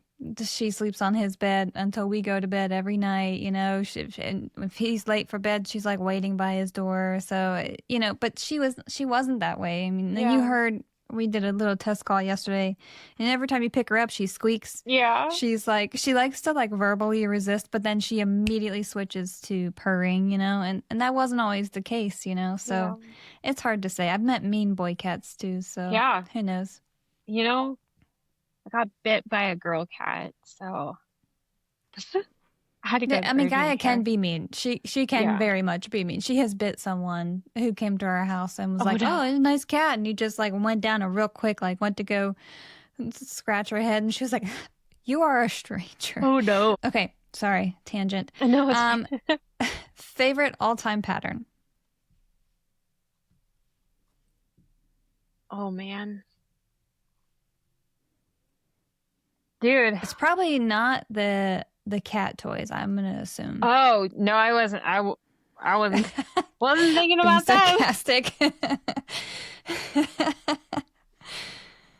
What one single pattern I've made the most would be a freaking catnip kicker. Yeah. However, oh, Nothing can even remotely come close to that. dude. Honestly, I'm like looking at my wall of it might be the Rosie. If that's the case, that is two people. on the I show who have been asked that. wait, who else said it? Nikki. Nikki. Oh yeah. I mean, it's so good. I mean, I have a lot of patterns that I really like. Like, Mm-hmm. I also love making the Tuesday tote because it's quick. I think you've made the Tuesday tote more than I have. I I don't feel like I'm know. pretty sure. I remember, so this past year, normally when I do my end of the year vlog, I rewatch all of my vlogs for the year and I like tally up what I made. But you kind of stopped making them, so maybe I I have did, passed yeah. you now. Yeah, Um, I mean, like, I made a lot, but I think you made a lot more than me, yeah. even And even as of Rhea, 2024. yeah, Rhea bought me the templates for it, like as a Oh, surprise, because I was talking about how I'd love to just have the rotary corners. So she's like, it's just a little something, and I haven't even gotten to oh. use them yet because that was something I wanted to So like the make. whole, oh, you were just using your rulers before? Yeah, which Okay, yeah, is fine. I mean, yeah. it is what it is. But I was Better like, than paper. if I had like, oh yeah, I am terrible at cutting with paper patterns, like horrible, like so bad. Like that's the hardest part of pattern testing for me, I think, is the fact that knowing I have to use the paper. Yeah, you have to use it, you have to check it, you have to assemble it like perfectly, like all Yeah, that stuff. there have been times where I have ordered the templates before I've made a pattern. Mm-hmm. I'm like, I think I'm really gonna like this. I'm just gonna order the templates. Yeah, but the Tuesday tote, I love it. I love making like the peekaboo Lauren's pattern because it's Mm-hmm. like a quick thing. Like when I made a lot of strikes, it would be like, I'm gonna make a peekaboo, I'm gonna make a Tuesday tote. Quick, Peekaboo's easy, the pouch, effective. right? Yeah, yeah, yeah, yeah. Yeah. The like, why do I have like Mm-hmm. two of my own? What else was I making a lot of? The Devon pouch. I've Mm-hmm. made so many of those. I used to be obsessed with the NCW. That was my first class I taught at Soda River Studio. Other than Lauren's like initial class, that was the first class there that anyone else taught. I was kind of like, Lauren, I'll go like first. I'll be the like guinea pig. Like I think Something I tried, easy. yeah, I think I tried to tell her I was like, if you get me there, you don't have to pay me. But obviously she paid me because she's Lauren. Um, uh, yeah, I really love the Rosie. I'll take it. You don't get to answer anything else. I've already accepted that as the answer. Thank you. That's fair. Okay, last question. Have you done any tutorials on the tumblers you make that would be interesting to watch? I have done several lives where I'm just kind of making tumblers.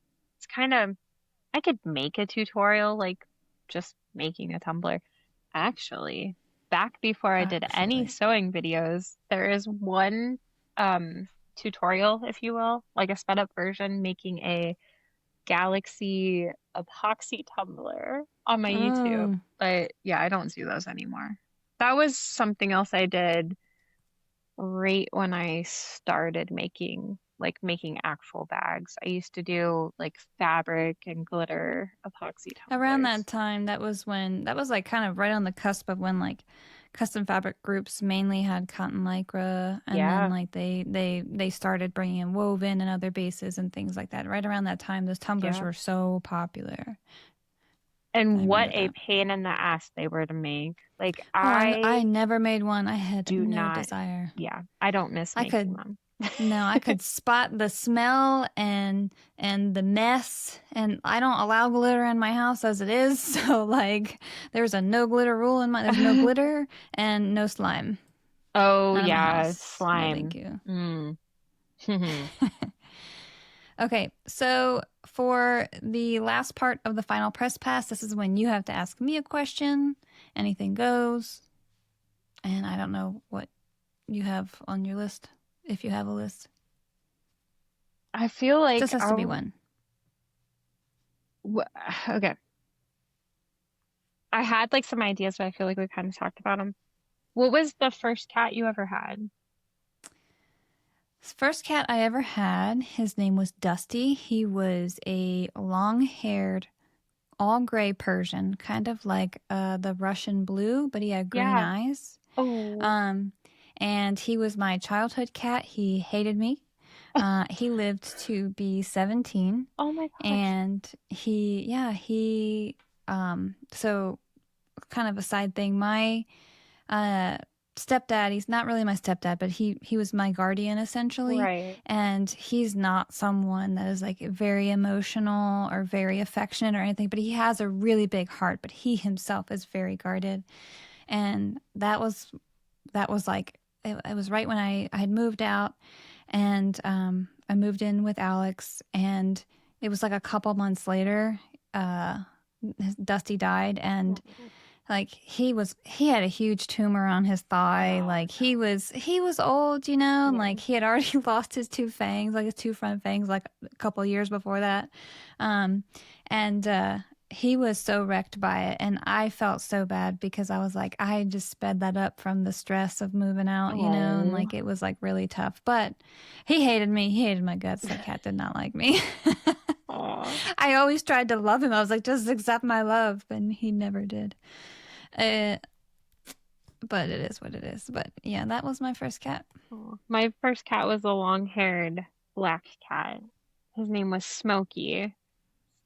Got him when I was 2. My mom was pregnant with my brother. I asked my mom if I could get a cat. She said had to ask my dad. I asked my dad, and he said, you got to ask your mom. Because my dad always had cats. My mom had never had a cat. And I was like, well, she said I had to ask you. And he's like, heck yeah, we're getting a cat. Um, yeah, my mom thought when they purred that they were growling because she had never had a cat.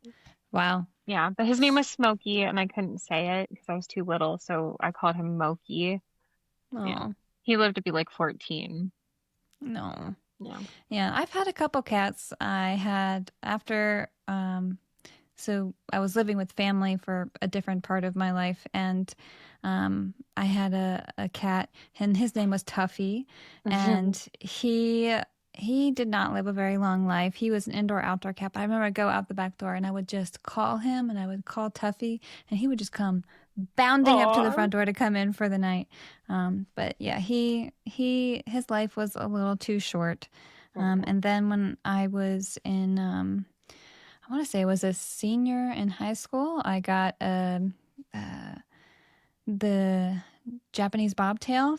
Oh. Uh, Crazy is a purebred, and I had no idea at the time what I had.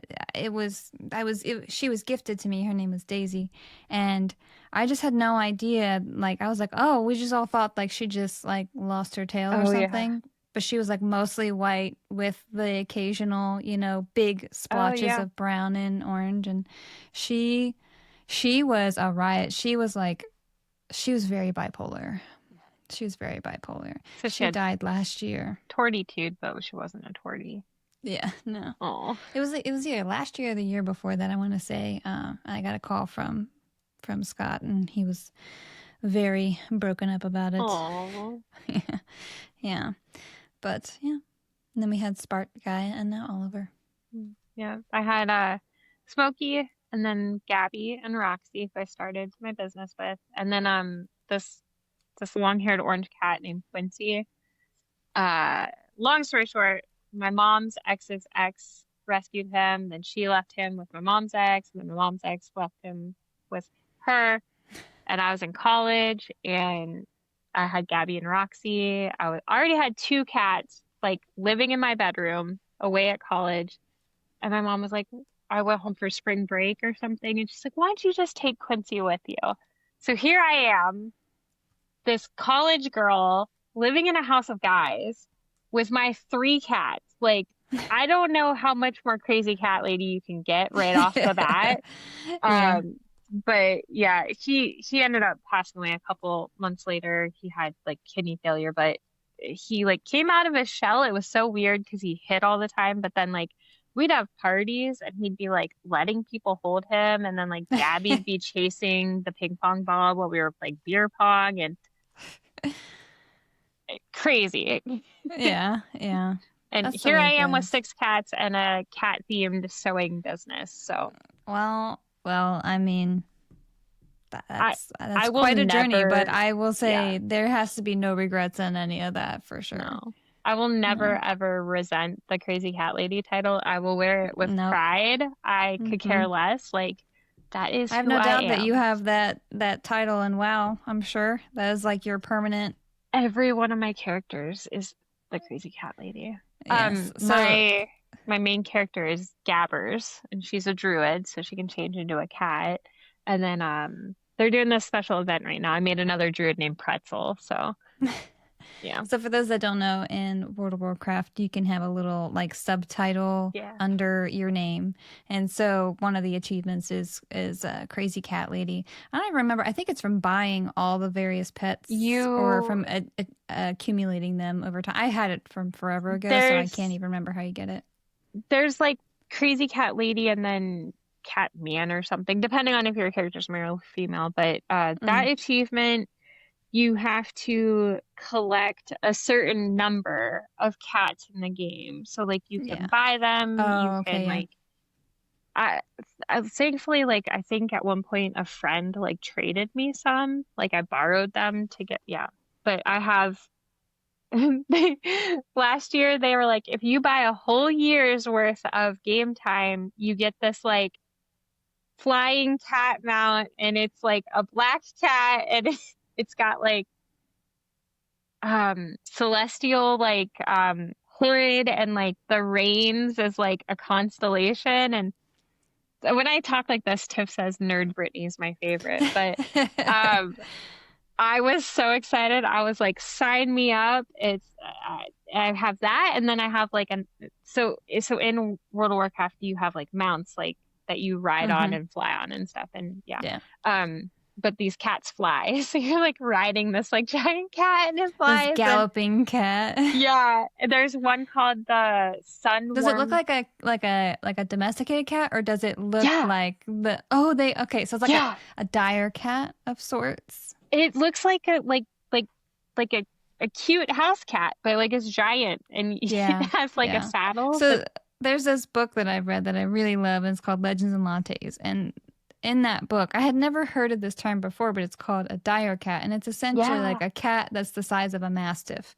And I have wanted that since the first time I read that line. I was like, I can't. kind of like How a have I never dire thought of wolf. this in my mind? Yeah, like Yeah, how they're that much bigger. yeah. Yes, same thing.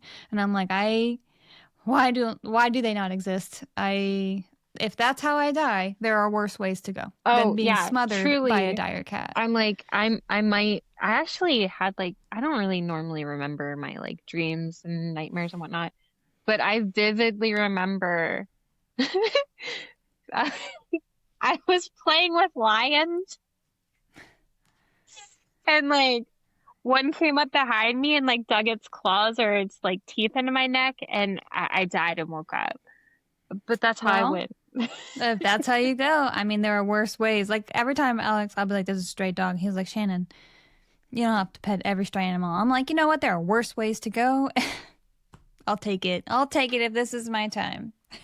Right. Okay, so the last part of the show is that I like to share like little lines of Oh motivation or yeah. little phrases or anything like that. I forgot to tell you to come with one prepared. Hopefully you remembered. If not, you're on the fly. But I always also share one of mine as well, which I realize as we're in episode 6 now, how few that I have. Um, But one of the things I like to say is the only way out is through. And essentially, like, sometimes it's just tough and like, but you're the only one that can do it, and you can't just sit in this space. You have to just get it done, get through it, and then you'll be done with it. But you just Yeah. have to get up and do it. And sometimes I have that little bit of that executive dysfunction and something like that kind of helps. So do you have anything you'd like to leave the Okay. listeners? I feel like it's something a lot of people say, and my mom has specifically said to me that she hates this phrase, but I say it a lot. It is what it is. And like as much as like I have a love-hate relationship with that phrase also, there's just times you can't change. You have to adapt. It is what it is. You Yeah. have to just make it happen. So Yeah. yeah, and I think like I say it all the time because truly it is what it is. Yeah, there are more often than not, you just kind of have to accept things for what they Yeah. are than try and force a change in it. Accept it, Yeah. adapt, do what you Yep. can, move on. Mm-hmm. Yep. Okay, so the last part, I have learned to put this in all caps because I will forget it. But where can people follow you, see your work, shop from you, all that stuff? My website is theempurrium.com. I think most of my socials are at the Empurrium, so it's TheEmpurrium. And then I think my YouTube, no, I know. It's at Brittany Empurrium because I had this really old account that was the Empurrium and I like tried to change it to get it back and it just wouldn't work. So I was whatever, because my YouTube is like Brittany Nicole the Empurrium. So it works. It's fine. Um yeah. Everything will be linked in the boxes as they're supposed to, if you need that for listeners. But what else? Are you on? You're on Instagram? Are you on TikTok? I am, but I don't even know the last time I posted on So I you think I exist gave you the there, not link, but necessarily. yeah, I barely even open it, so like don't send me anything on there because I'm probably gonna see it a month later. I But won't even see it yeah, then. So bad.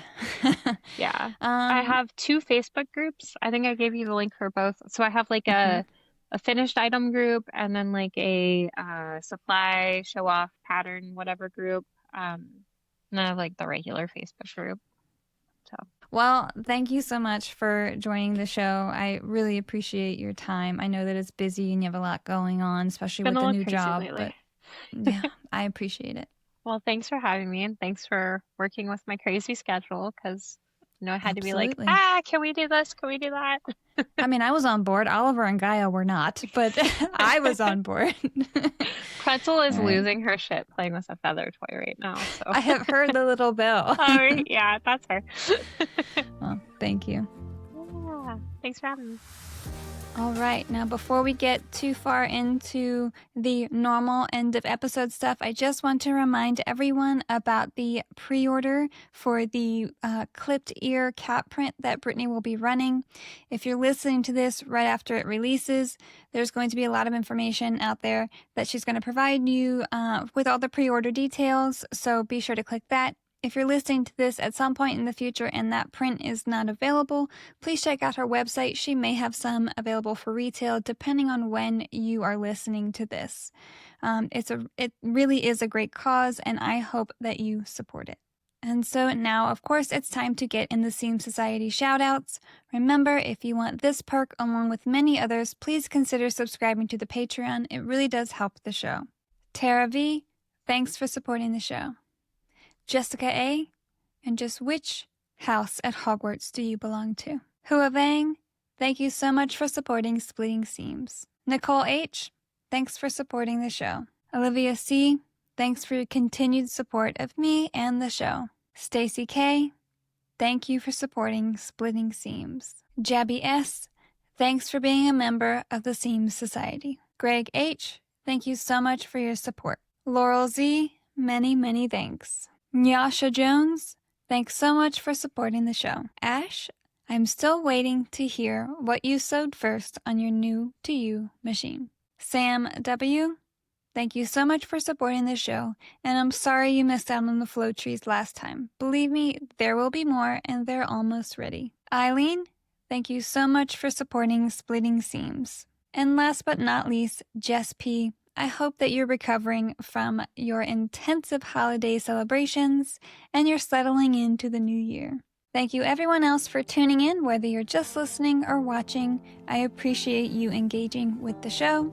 And I will see you in 2 weeks with a slightly different episode than usual.